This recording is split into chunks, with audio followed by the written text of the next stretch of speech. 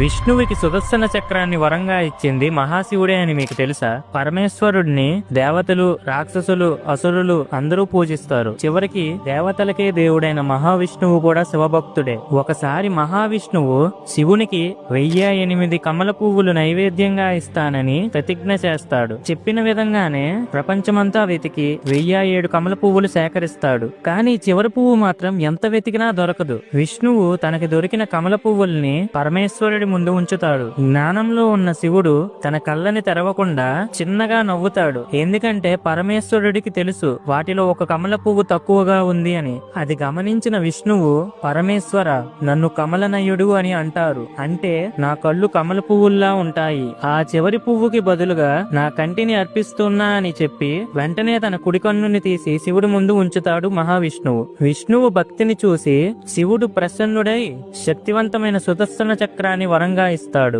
Friends, ఓం నమః శివాయ అని కామెంట్ చేయండి.